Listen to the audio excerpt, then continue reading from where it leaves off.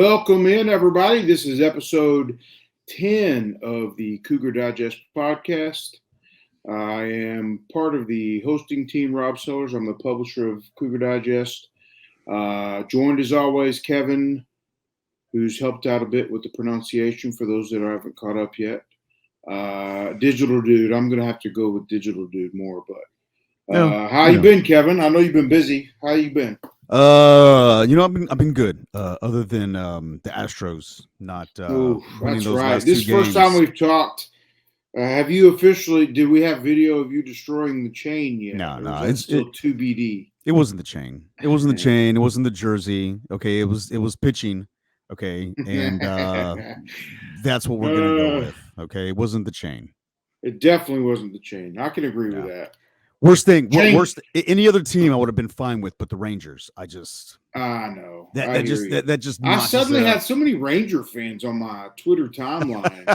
I was just like, good God, what happened? And I get it. We're in Texas and I have a lot of Texas follows and all, but I was like, all of a sudden in the last couple of days, I was looking at my Twitter and being like, good God, man. Like, a lot of they're jumping on the bandwagon. Nah, I know some of them though. There's a few, like Gabe Brooks works 247. He's a recruiting guy. Yeah. I see a few that I remember being Ranger. I mean, they're from up there, so I get that. You know what I mean? Guys from that area, that makes sense. It does. I don't know. I don't know if there really truly is any Ranger fans out there. They're all Cowboy fans, okay? And the only reason why they're in it now is because of the playoffs. That's the only reason, is because they're in the playoffs. Hey, I hear you. Don't get me wrong. We'll save the Dallas-Houston hate for a whole nother deal. We'll not give them any credit. We lost it. They didn't win it. There you go. I'm cool with that. Sorry, what person's opinion? Pitchers come and go, but change are forever. That's right. All right. So we talked a lot about the Texas game. It's continued. Obviously, it's flowed over a bit. We're talking. This is us recording Tuesday evening. So. This will probably be out sometime Wednesday, Thursday type deal. But Coach Brian Early talked a little bit more today in his media availability about the defensive changes and those that answered the bell with the change to the 3-3-5 this week. And I was just, this is one of those things. Obviously, you're asking some guys to play out of position, and some, in this case, David Ugwebu actually moved back to a little bit more natural position for him. So yeah, we'll dive into some more on that on the site and all that. But in the short term, I just thought it was kind of impressive that he was pointing out how much Nelson Caesar played completely out of position for a guy that's even going back to high school when I watched him, has had his hand on the ground. So a lot of credit to them. I know, ultimately everyone would love to come away with a win, but it adds some hope moving forward, and it'll be interesting to see if they carry that over. Are they going to stick with the 3-3-5? Do they like the way it force things offensively, or will they? Or now is it going to be a mix of all kinds of weird stuff, which obviously adds a bit of a wrinkle. Right. Yeah. I think it's better to mix it up. Whatever was working, or rather, whatever changes they made, it seemed to make a difference on Saturday. Right. So, I hope they keep mixing it up, and they cope, and they continue to try to best utilize the talent that we have on the defense to maximize, what they can do on the field. So I'm all for it if it's going to help, and change it around, whatever they need to do to keep the offense on their toes. That's what we have to do. Yeah, obviously. Yeah. It makes complete sense. It really does. I just, like you said, they're good. We'll see. With Kansas State coming up this week, obviously Kansas State comes off an impressive couple wins over familiar foes to the Cougars. Obviously, they've got a 3-score win over Texas Tech recently, and then last week they obviously clearly handled TCU. And I know TCU is a little bit different team as they were when Houston faced them 3, 4, 5 games ago, or whatever it was, 3, 4. But clearly, it's a little bit different team. In K-State, clearly, as I see Tim Fitzgerald get on deck over here, we're about to bring him in just a second. They've seemed to have grown a bit too as the season's gone on. So this is kind of interesting in a couple teams that seem to have progressed over the last few games in the season, at least showed some progress on the field. It'll be interesting to see how this one matches up. First true road game for Houston in terms of out of state. Yeah. all the way up to Manhattan. It's going to be cold up there. It's going to be rainy. Yeah, I saw it was potentially in the 30s, I think. yeah. So that and 11 a.m. kick probably doesn't do them any favors in terms of being on the road. That's right. But you know how that goes. It'll be interesting. You know, I think in terms of where both programs are, I think it brings up a cool matchup for the weekend. You know, I think it brings up who's going to kind of basically is Kansas State going to make their push to the top of the conference, and you know they're going to contend here and push. This is where they make their move, making it 3 wins in a row or 4, whatever this would be for them. And or is Houston going to kind of answer to and prove? You know, obviously I don't expect Houston to contend for the conference title, but is this where they separate again a little bit more from the new arrivals in terms of getting a second win against a established Big 12 program? Right. You know, what Houston team is going to show up. So I think there's a lot to hope for Cougar fans in terms of carrying that momentum, even with the loss to Texas, carrying that 2-week momentum into the Kansas State game. And while it's confusing knowing what to expect, it's also, you know, you have some hope there if you're a Cougar fan. And if it carries over another week, you kind of see that this is a team that's progressing and showing growth when it should. Yeah, I agree. You know, hopefully they can make it a competitive game like we did last week. Exactly. All right. So if you want to, if you're ready, Tim Kevin, why don't you go ahead and bring Tim in here? We'll just go ahead and transition right in the process here. Tim, an old friend, very old guy. I'm sure he's old by now. Very old. Hold on, let's let him defend himself at least. So old. I remember when we hadn't invented dirt. We had to make our own dirt. Was it a cool moment to live through? Yeah, you know. Well, luckily we had fire, so we could have that. You know, yeah. If you hadn't had fire, it not as made as much sense to you. But I'm so old. I remember when college football was played in black and white. I mean, everything was black and white. Actually, you might not be stretching too much there, Tim. Careful now. You really are starting to age yourself for real. Yep. I do remember black and white briefly as a young child, but it wasn't long before we convinced old dad to go to color TV as soon as we could, of course. You know, old dads weren't ready to make that transition. They were just fine with black and white. No, yeah. I mean, yeah, that was fun. You didn't need that fancy color stuff. No. I remember our dad told us, we'll get a color TV when that black and white one goes out. And if you guys remember those old TVs they made back then, they were built to last a lifetime. So I bet you it would still work. Yeah, if exactly. Plugged in, it would still work. But I don't. Well, it's funny. I'm old school and I don't work very well. So, hey, what a coincidence. Maybe there's something to that, right? Yeah. So for those that are joining us on the podcast, this is episode 10. Tim Fitzgerald, an old friend of myself. This is Kevin, of course. Tim, you haven't met Kevin yet.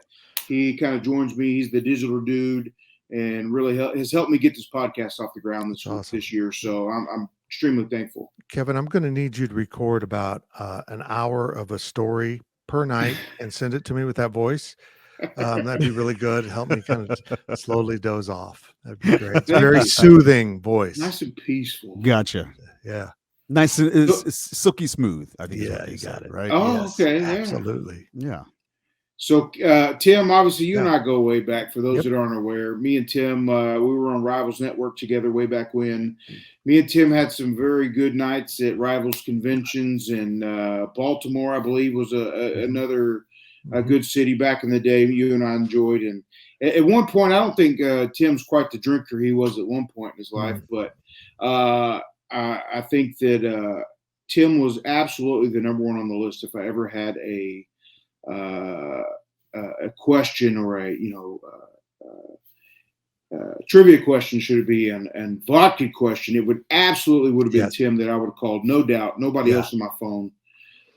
We enjoyed some vodka together back in the day. We enjoyed some good times at conventions, and now we're older and wiser and smarter, and life has transitioned a bit for us, but we're still extremely smart, right? I don't know about myself, but I'll give it a shot.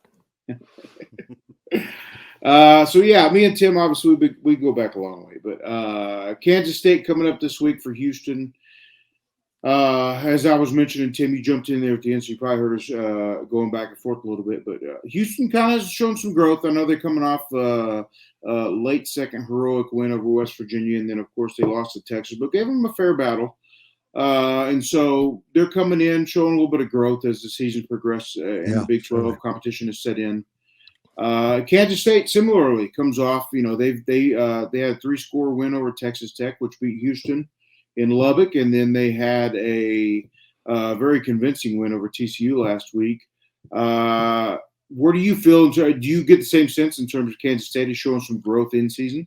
Yeah. Can you imagine if we'd done this podcast 2 weeks ago? Both teams would be going, "Oh, we stink. Yeah, we're awful." well, yeah, considerable. You know, K-State goes to Oklahoma State and absolutely stinks it up. It was an alarming outcome not because they lost, but because the effort level just didn't seem to be there, which is not a Chris Kleiman trait for his program.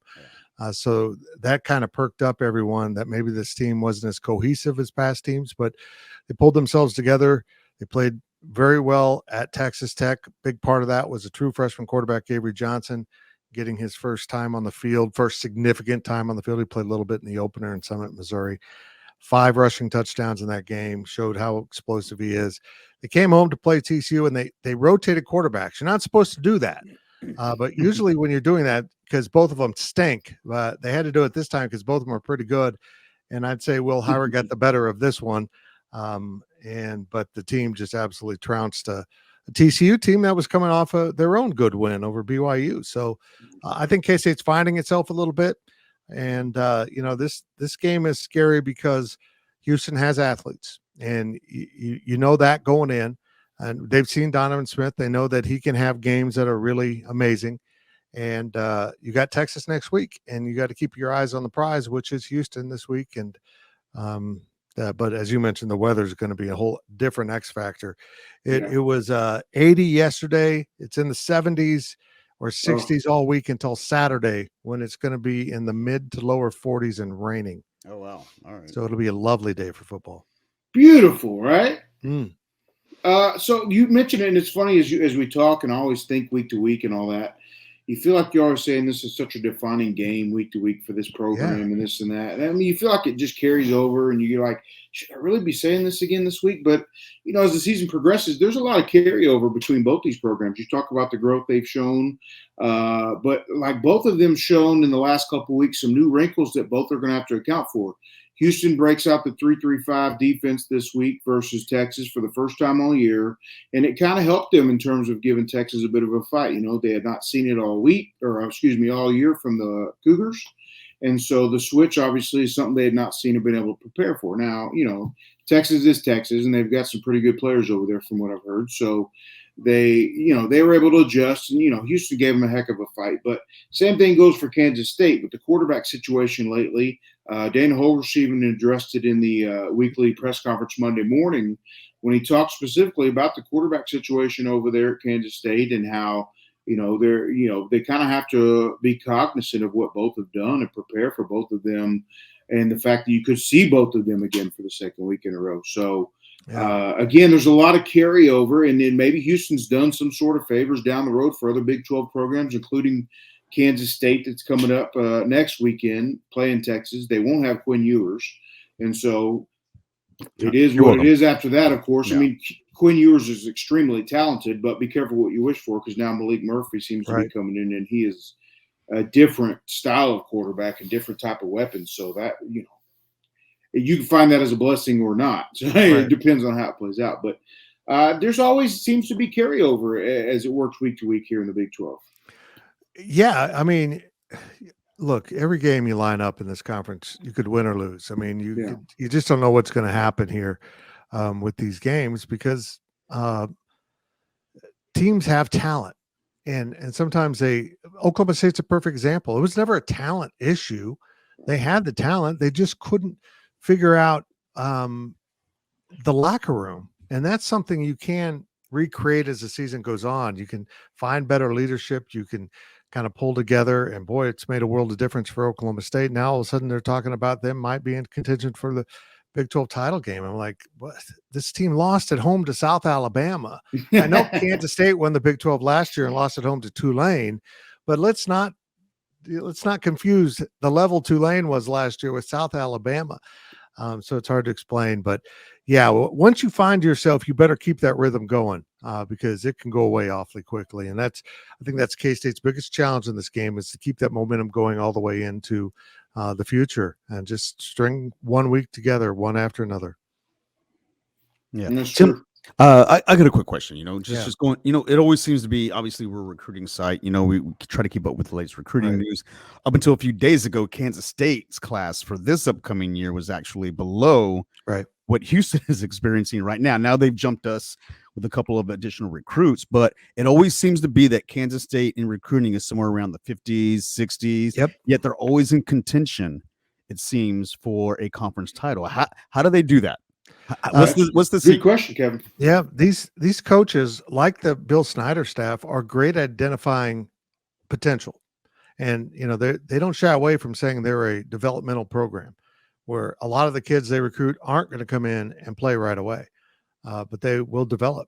And I think that maybe the best example of that is Ben Sennett, who came as a walk-on fullback, tight end, that was a little undersized at the time. He was a hockey player in high school, and he just kept growing and he kept getting better, and now he might be the best tight end, although they list him as a fullback, which is kind of funny, in the conference. He is injured. We don't know if we're going to see him this weekend, but he's a perfect example of that. And Avery Johnson is an example of the next step for them, a true 4-star, a high 4-star, that some probably would have said be a 5-star, and they were able to get him away from Notre Dame and Oregon. So that's a positive step. But boy, they do a marvelous job of identifying guys. If you had seen Felix Anudike-Uzama out of high school, the guy that became Big 12 Defensive Player of the Year and a first-round pick, you wouldn't have let him walk on. I mean, he was 185 pounds. There was nothing. He didn't look like an athlete, and they developed him into what he became. So you kind of take the players others want. Deuce Vaughn's too short for a lot of programs. K-State will take him, and they've had a lot of success with that. It's amazing to watch them do this.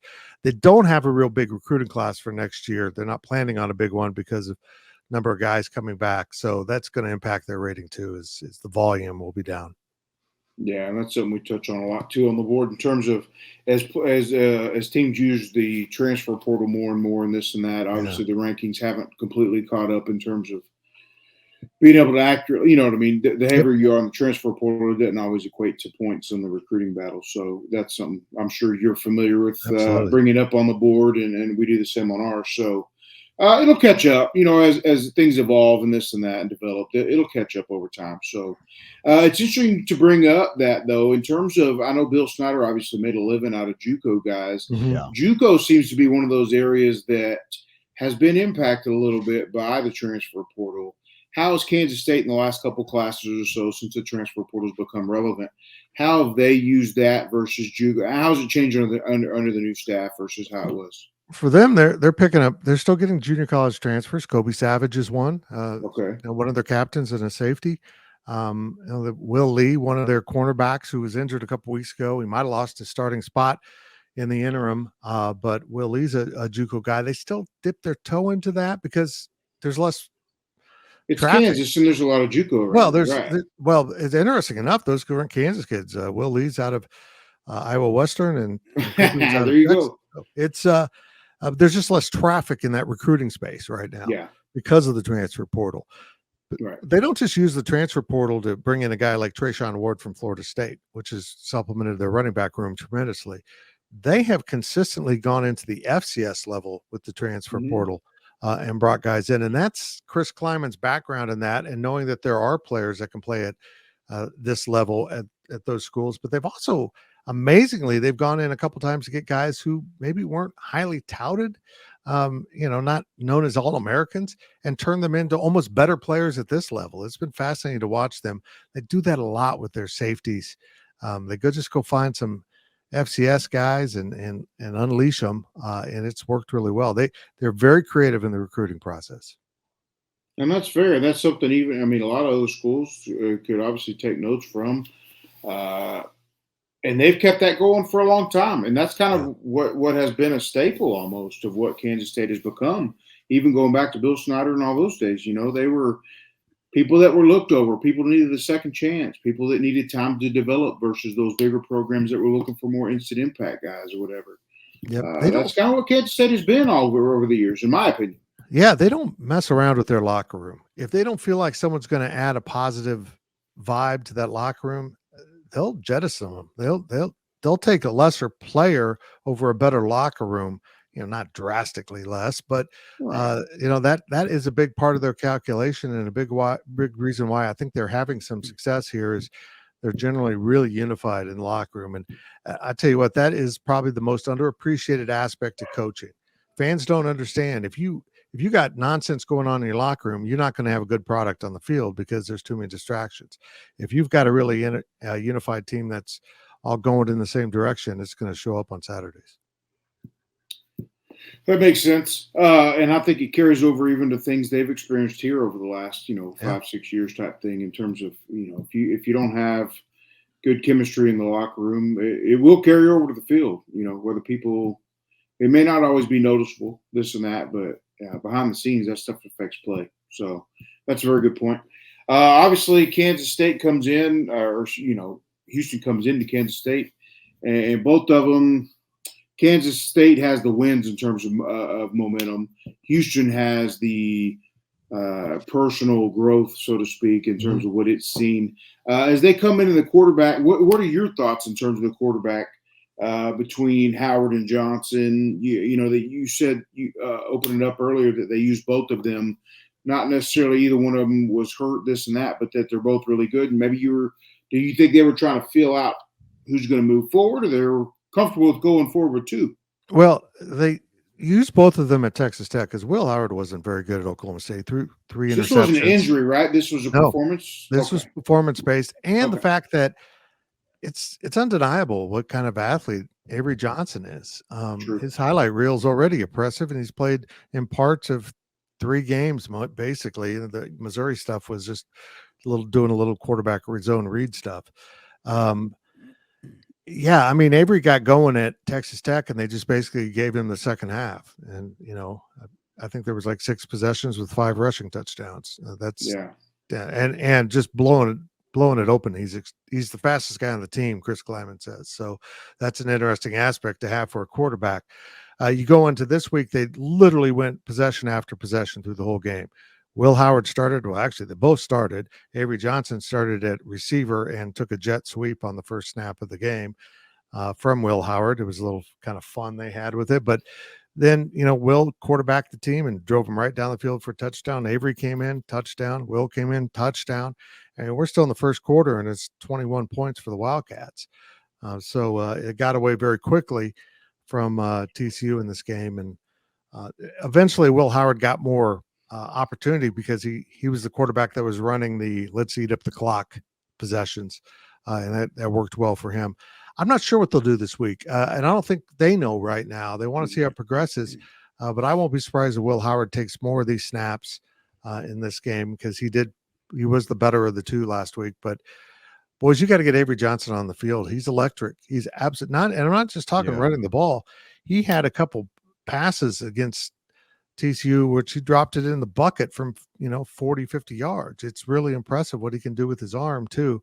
Just connecting the two with reading defenses and understanding everything. And Chris Kleiman said he's about as good as you can expect for a true freshman at this point of his career, but he does have a ways to go in that area. Yeah. Oh, it's not good if he's a true freshman, with that much potential. That's going to be difficult for the rest of the teams for the next 3 or 4 years. Yeah, it's going to be. He's going to be a problem. He really is. Yeah, similar to Kansas's quarterback, this is one of those you make note of early, knowing that talent's there, and you want to see how they progress. So what are your thoughts, obviously, heading into the game on Saturday, Tim? You're familiar with Kansas State. I'm sure you've started doing a little bit of study and all that, this and that you guys have for Houston this week. What are your thoughts as Houston comes in? What are a couple concerns for you, and what are a couple things you're hoping to see Kansas State execute well this week? Well, the defense against TCU was extremely good. I mean, holding them to 3 points. In fact, the second team defense held them out of the end zone in a goal line stand at the end of the game. And so I think that just built more confidence. They're down some players on that defensive side of the ball. They lost Daniel Green, their senior middle linebacker, their captain of the defense. They had been playing a true freshman at middle linebacker. He got hurt. I think he'll be back this week. Okay. So they cycled Jake Clifton, a kind of do-it-all linebacker, into the middle, and that worked well. The defense, if the defense plays like that, K-State's going to be really tough to beat. And they haven't played like that. They've given up a lot of explosive plays. They've gotten beat over the top. They give up a run or two every game where someone doesn't quite get the right defensive fit, and a guy gets out, generally right between the tackles. I mean, just right up the middle. So that's a concern. Explosives have been a major problem for this team. It's interesting in the fact that they've given up a lot of explosive plays, but not necessarily leading to touchdowns. And then they turn around and back that up with good goal line stands, hold them to field goals. They're really good as a red zone defense. It's when that field's wide open and teams can stretch you that they get themselves into trouble. So explosives would be something Houston absolutely has to excel in. And the other area where K-State, and Rob, you've been around K-State football a long time, another area of weakness for this team, although it looks like it's been better the last 2 weeks, are special teams. That has always been a pride and joy of Kansas State University. They've scored more special teams touchdowns or non-offensive touchdowns than anyone else in college football, and they just aren't doing it this year. They have almost no return game. They've been making mistakes in coverage. They seem like they've locked that up. Punting's been good. Snapping's been good. Field goal kicking's been shaky, been better the last 2 weeks. So that, if you can make some plays in special teams, you can really close the gap quickly on K-State. That brings up a good point, special teams wise with Kansas State and their history of it. That might be, that's one of those underappreciated, so to speak, aspects of the football game. Everybody talks about 3 phases and this and that, but it's obviously the last phase people refer to. It's one of the last ones that gets referred to in wins, but it's one of the first ones that get referred to sometimes in losses because sometimes that makes a difference in a game. So Houston's had their fair share. Kicking's been, up and down. A lot of the kicks they've asked him to attempt have been longer ones. So, it's kind of But the kicking wise, again, shockingly, they're one of many schools with an Australian kicker. He's just a little bit older. And one of those guys that he's been punting for Houston now for a few years, and he's very, he's settled in pretty good. But again, one of those special teams things that can sometimes be, especially when you're talking about the parity in Big 12, as Houston hopes to close that gap, it can be important sometimes. So I wanted to ask too before we get you out of here, because you're obviously a little more familiar in the history with West Virginia and Kansas State. Any fun memories or quirky things, funny things that have happened over the years with Dana Holgorsen in Kansas State that come to mind? No, not really. I just nothing crazy. K-State had a lot of success against Dana Holgorsen at West Virginia. I mean, they went in there and beat Geno Smith. They've just had a lot of good seasons that featured wins over West Virginia. Now, Chris Kleiman had some problems with Neil Brown for a couple seasons, but they got that straightened out last year, and we'll see if they can continue with in the future. They don't play this year, but yeah, I appreciate a guy that's addicted to caffeine as much as him, because I am too. I mean, if he could have like a Red Bull drip through the game, I think that would work well. Just push around the little IV drip thing the whole game. Because I would just provide something else to break in addition to the headset when things go poorly. So, careful what you wish for. I really would love to know what Dana Holgorsen thought when he found out Houston was going into the Big 12. Like, I get out and they pull me back in. Just when I feel like I broke free. Yeah. It's a brutal conference, and we try to tell people that there's just so much talent. Even if a team's down, they can come and get you. Now, especially now that Kansas is going, they were always the weak link. You can always count on a win, and now they're going. I'm sure the Kansas State people will appreciate that. Is the Kansas State? I'm assuming, but of course, is that pretty big rival for them every year? Obviously, playing within state. It's huge, but I lost track of how many K-State's won in a row. Like 11. I can't remember for sure. Maybe more than that. 15. It's just it's crazy. They've dominated. Even though KU's gotten better, they have dominated it, and that's good. That's good for the fan base. But this year's KU team, the game's in Lawrence, and 11th game of the season, it's going to be interesting. Right, about to say they're health-wise, if they stick with it, of course, that affected them some last year at the Yeah. quarterback position. But health-wise, yeah, if they can stick with it. And that's another thing I wanted to, real quick before we get you, I keep saying we're going to get you out of here, but you were talking too a little bit about the health on the defensive side. And I brought this up in terms of after Houston's loss to Texas, what I think has helped them progress some during the season is they, knock on wood, have had a lot of good luck in terms of health. The offensive line, at least the starters, have all stayed pretty healthy. They've all been together. And because there's new fits there in terms of transfer portal guys, that helps, as the team progresses and you're adding new pieces, the more they can play together, the better. So it's interesting that you bring up, there's starting to be a few defensive things a few injury things that have popped up on defense for Kansas State or whatever. That's one of those things to keep track of this deep into the season is the longer Houston, I think, can keep that health going on the offensive line, it's going to be the better for them. It's just huge. That was their big weakness coming in. Yeah, K-State had an injury right out of the gate on the offensive line. That right tackle that they put in, Carver Willis, really struggled. They've got their guys back on offensive line, and Carver Willis is still entrenched at right tackle because he got so much better. He was outstanding against TCU. So, yeah, you give those guys enough reps, they really start to – everything slows down. It's such a cliche, but it's so real.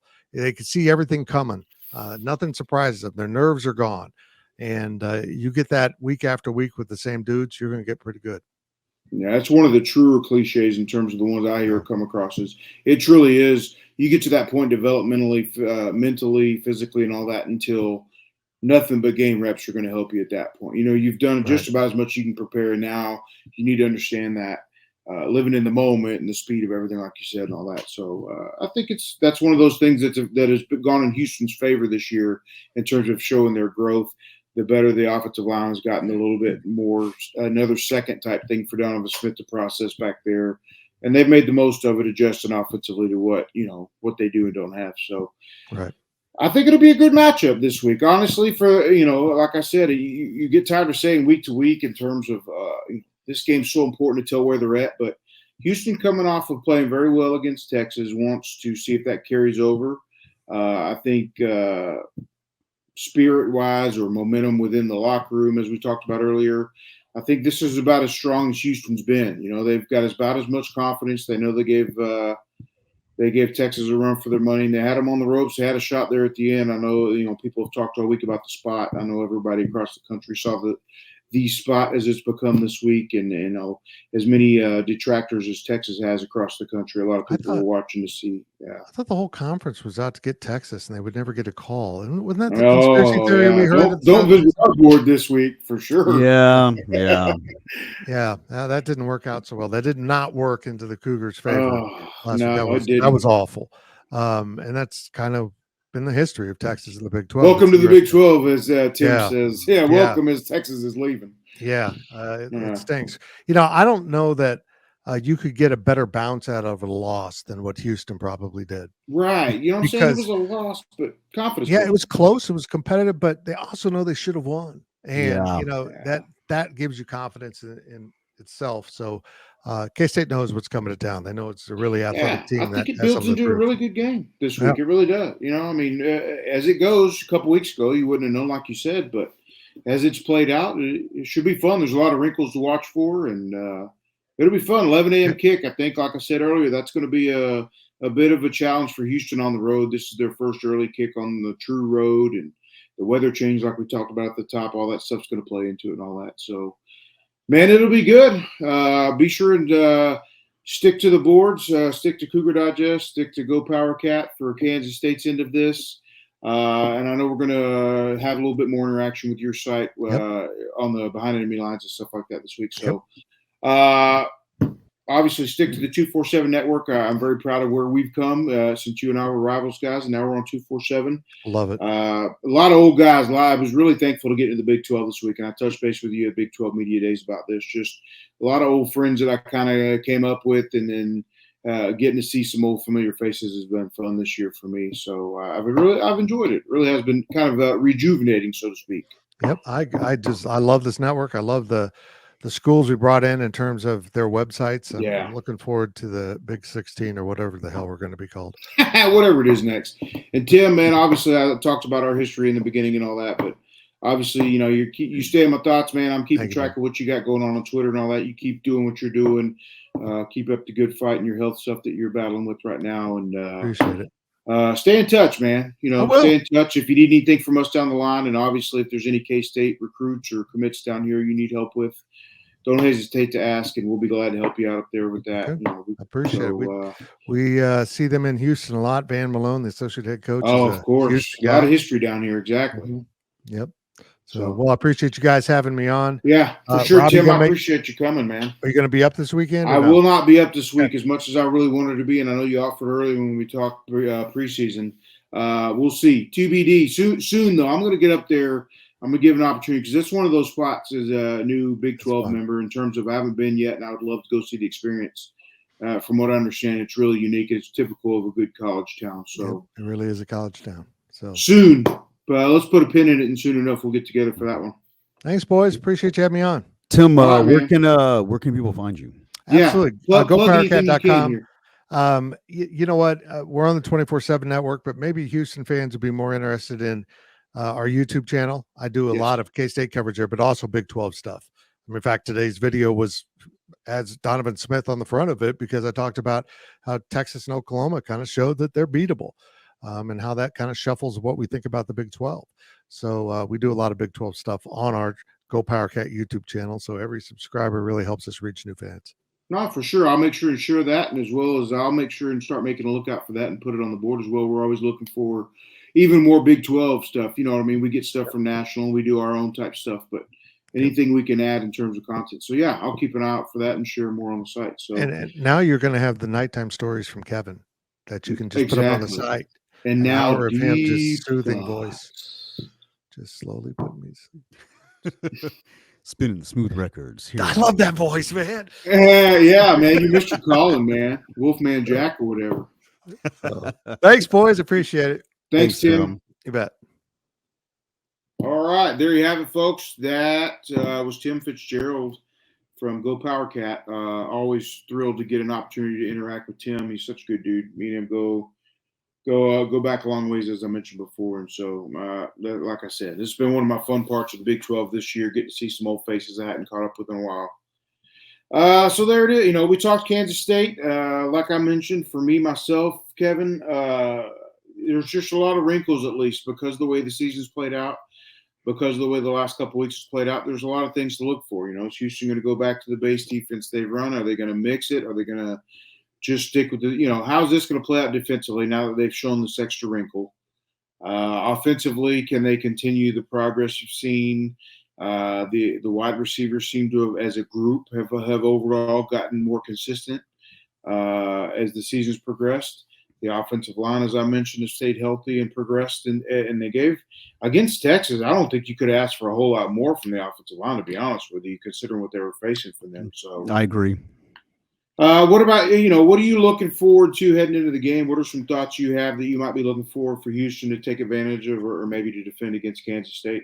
Well, Kansas State is one of those teams. Obviously, we're new into the conference. I haven't had a lot of time to watch Kansas State, but, I do know about Avery Johnson. What worries me about this game is not so much our offense. I don't think that I think we'll be fine offensively, but stopping the run against Kansas State, I think is going to be our biggest hurdle, and we haven't been a terrific run defense team. And just looking at their game against TCU, I think they had, 300 yards on the ground, or it was something insane. Okay. So that's obviously when you can run the ball well, you got a lot of, clock control, and, you're counting on those possessions. I'm not too sure what to expect from this game. It's just one of those new conference games that, we just let's play it. Let's see what happens, Yeah. And I can't remember what the spread was. The spread around 16, I think, at this point. Yeah, something to that effect, somewhere in there, because I thought it, yeah. And I don't know I think it was maybe even 16, 17, something like that. Because I was saying, which I'm not sure if that sounds good. That's the thing. I don't know if that sounds, right. Yeah. Or too high, or I don't think it's too low. But I don't know if it's too high, Right. Because again, all those wrinkles, you're wondering what's Kansas State going to do at quarterback?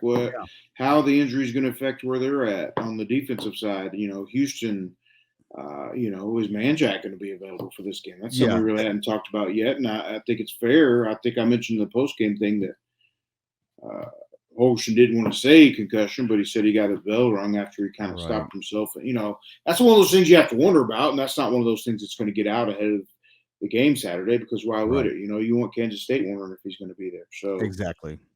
there's just a ton. I don't know if it's just the Big 12. It seems like obviously, as the season progresses, all teams change and get better, worse, injuries or not type deal. And so, but as the Big 12 has played out, it's been fun. This week brings a whole new question mark, a set of questions on Houston. Do they carry over the Texas game? Yeah. In the spots we saw progress, or do they regress? Was it just them being up for such a big matchup? Kansas State, what do they do on their end? And again, we find ourselves at an interesting game. I feel like I wouldn't be surprised either way. Yeah. Yeah. But that's the fun about being in the Big 12 now, right? Is that every week you have to be ready. You have to be prepared, right? And that's why your out of conference schedule is so important, because that's what you're using to prepare for your in-conference games. And obviously that would have been ideal this year, is to be able to prepare properly for it. Exactly. The further you get away from the Rice loss, the more it feels worse and worse that you didn't take advantage of some of the situations you could have had. I keep thinking about that game, is that, we weren't ready for that game, he talks about, the South Alabama game for them, and that's kind of us. It's the exactly. Rice game, that's right? the stub toe of the year so far, right? Yeah. So interesting matchup. Weather obviously is going to be a factor going up there for both teams, I believe. But hey, let's see what happens. I think we cover the spread. That's just my own opinion. I think we do cover the spread. I agree with you there. Yeah. As it sits right now. Now, who knows what may change in the next 4 days or so? Right, but I'm with you on that. Yeah, I think we cover it. I think we have a good showing. Not sure if we win or not. If we do, like you said, hey, it's gravy on top, right? Of a good performance. Especially building off of last week. If we don't, well, then we probably weren't expected to win anyways. Right, but let's be competitive and let's get out of there injury free. Also, exactly. I think we can. You're right. No, that's true, and it comes back similar to the Texas week. Yeah, we want to see that Houston's competitive from the fan base. This is what, of course, they were echoing. We want to see that they're competitive against the top tier teams in the Big 12, which I think it's fair to say they were. Yeah. But the same thing now. First road game coming off the Texas game. Is there let's see again. Let's see competitiveness there. Let's keep it close. Let's keep it within the spread. You know what I mean? These are things, even if Houston doesn't come away with a win, I think it's we'll see how it plays out. Of course, there's so many intangibles. But even if they don't come away with a win, then there's still things to be seen that could be taken from that in terms of progress still as you come back to the state of Texas and head to Waco for Baylor the following weekend. So As it never fails, sports never seems to let us down in terms of things to talk about. We could tear this stuff down a million ways, and then next week we'll find a million different ways to do the same thing. So that's the fun of it. Beauty of the world we live in, right? That's right. All right. Well, I think that's probably going to be it for us this week in terms of the Kansas State preview portion of this. We will, of course, share more information on the site. Cougar Digest, everybody go subscribe if you haven't already. Give it a whirl. If you've not tried it out before, you can get your first week for $1. Or your first month for $1. Man, that was a good deal. You should have jumped on that one in the couple of seconds. You can get your first month for $1, which is not as good as your week for $1, but still also not bad. Or you can get 30% off an annual right now. It runs like $75, $76 for an annual membership. But if you're not on there, go check us out. We carry this over and we do a lot more stuff on the site, obviously. So come check us out. If you haven't liked and subscribed already to the YouTube channel, please do so as well. As Kevin likes to remind me, I always forget at the end, so I like to jump in. I was early to the broadcast this time for a very big change, Kevin. And B, remember to like and subscribe. Turn on the alert. These are things I learned from my kids watching YouTube all day. So there you go. Smash that subscribe button. Yeah, all the stuff they watch, all the gamers and stuff. That's right. Really exciting for me. So, there you go. I guess that's it for us this week before I get to rambling too much. And we'll be back some point after the Kansas State game. We'll talk about that game, and we'll look ahead to Baylor next week as well. Yeah. Anything else I'm forgetting? I don't have anything else. I'm sure whatever comes up, we'll just discuss it on the board. Yeah. Stick to the site, stick to Twitter. Follow us. You guys know all the normal ways. If you're not familiar, go to Cougar Digest, the site. That's the best place to start, and you'll get on board and see where we're at with all that stuff. So, yeah, hope to see more of you. Y'all feel free to comment, too, down below. Tell us what you think. This will be out midweek, so tell us what you think of the matchup this week. Tell us how you think it's going to play out. If you have any questions for us, feel free to post them as well. One more thing is this Saturday is the first exhibition game. Oh, that's true. And I think we'll try to get something going on that. I was communicating some with the school this week today, as a matter of fact, about the media day is going to be Thursday this week for basketball. The scrimmage, as you mentioned, or the exhibition game with UNC Pembroke will be on Saturday. And then a week from next Monday, they'll open the season with Louisiana Monroe at home in the Fertitta Center. So we will transition here as well as on the site into that a little bit more. We'll juggle them both for a few weeks until football's done. Yeah. And then, it'll be fun. Well, of course, after football season, then we have recruiting to of course. Well, that never ends, unfortunately. That's year round. I'm just going to make a concerted effort to make a better job of the basketball process this year. So, yeah, that'll be consistent. Football and recruiting and whatever changes happen in the off season, if they do or don't, that'll all come in the future. So, I just had to put that small thing in there because I know a lot of people are waiting for the season. Oh, absolutely. That I'll be tuning into the exhibition after the Cougars game's over. Luckily, they're going to put the exhibition on ESPN Plus. If you haven't heard yet, it's 2-3 o'clock tip. I didn't know that. Yeah. Yeah. So as me, you, and Gatlin start to jump in to basketball a little bit more in the next week or so, we'll talk about the exhibition and the opener next week. Nice. And whatever comes out of media day this week as well. Can't wait. All right, man. Appreciate you all as always, Kevin. And everybody, thanks for tuning in. We'll see you soon. Like and subscribe.